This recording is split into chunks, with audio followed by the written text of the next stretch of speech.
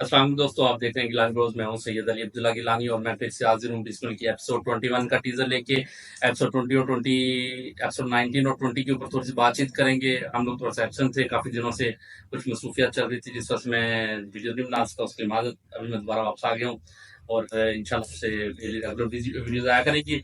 तो सबसे पहले हम टीजर देखते हैं एपिसोड 21 का, उसके बाद उसके प्रीवियस एपिसोड्स के बारे में बातचीत करते हैं। Teaser first.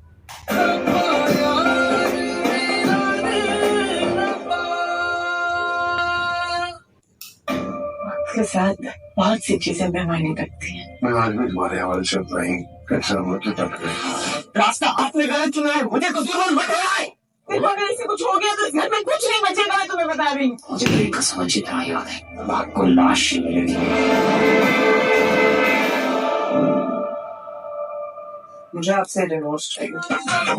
ये क्या? वक्त मोहब्बत के लिए बस बच्चे ने जुबान कर दिया। जो कुछ भी हुआ है ना, सब कुछ तुम्हारी वजह से। बस कौन सा फिल्म ये क्या था? ये तो हरीम पर उसने खुद से उससे जो है डिवोर्स मांग ली है।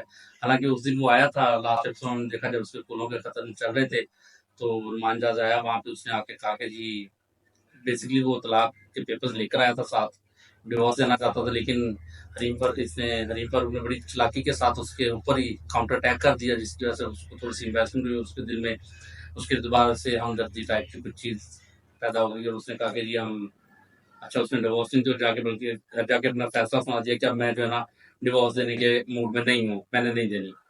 मैं साहिब हैसियत हूँ, मैं 2 शादियां के 3 भी कर सकता हूँ, तो मैं ये जो है ना इस पे, तो उसने कहा जी बस ठीक है, मैं कर सकता हूँ तो कर सकता हूँ। और जब उसने ये फैसला अपना सुनाया तो उसके बाद उसका बेटा आगे गोला हो गया, उससे लड़ लुड़ के चला गया। और टीजर में हम देख रहे हैं कि वो ये हरीम फारूक जो है उससे डिवोर्स मांग रही है। मतलब पहले तो ये नुमाइंदा डिवोर्स देना चाह रहा था, लेकिन अब वो उल्टा उसको ब्लैकमेल कर रही है। ये काउंटर अटैक करने का तरीका है। इसकी माँ ने पूछा था, आपको याद होगा, इसकी माँ ने पूछा था कि भाई वो तो तुम इस तरीके से आगू बोला ना हो, तुम इससे बात करो कि तुम्हारी एक हमदर्दी उसके काम आ जाए और कुछ इस तरीके से बिहेव करना। लेकिन उसने जो है ना उसके साथ बड़ा ही जालमाना सलूक किया। उसने कहा नहीं नहीं, उसने उल्टा ऊपर से ले लिया और उसका वो ऊपर से लेना उसको काम आ गया। और उसके जवाब में हरीफ फरूक ने वहां पे बैठ के ये बात भी की। उसने कहा हम इसने कहा ना, हम यहाँ पे 2-4 दिन है, वो असद आया था, एक तो उस मुंडे में पता नहीं की तकलीफ है भाई, उसकी शादी होगी, सारा कुछ छोड़ो, जान छोड़ो, तुम पता नहीं किस चक्कर में पड़े हुए अभी भी, तुम्हें उसके अंदर दिए नहीं जा रही। तो वो उसने असद जब आया था वो बातें सुना रही थी अपनी माँ को, तो तब उसने सुन के उस वक्त उसकी माँ ने उसको कहा था कि अब हम यहाँ पे रहते हैं लोग ऐसे वैसे। तो हरीम फारूक ने अभी से कहा कि नहीं, हमने यहाँ पे ज्यादा दिन रहना, अब हमने यहाँ से चले जाना है। तो उसकी माँ ने कहा कि मैंने अब उस घर में नहीं जाना, वहां पे मुझे तुम्हारे बाप की वो आखिरी लम्हात जो याद आते हैं मरने से पहले वाले, तो मुझे वो घर मैंने वहां नहीं जाना। तो आगे से हरीम फारूक ने कहा मैं उस घर की बात नहीं कर रही, मैं टीटी हाउस की बात कर रही हूँ। तो मतलब अब ये उनका प्लान जो है आगे जाके टीटी हाउस जाने का, यानी कि हरीम फारूक का ये प्लान है कि मैं नुमान जात को ब्लैकमेल करके उसके उसके घर में जाऊंगी, वहां जाके रहूंगी। और बड़ा ही अजीबोगरीब प्लान है। उस प्लान को, क्योंकि वो उस दिन कुछ नहीं कह के गया, वो चुप करके चला गया, तो उस हरीम फारूक को अब ये पता चल गया होगा कि ये तो मेरे दांव के अंदर आ गया। अब वो उसको मजीद चढ़ाई करेगी उसके ऊपर और उसके घर में घुसने की कोशिश करेगी। और और मुझे लगता है कि ऐसा हो भी जाएगा शायद, हालांकि ये होना नहीं चाहिए लेकिन ऐसा हो भी जाएगा।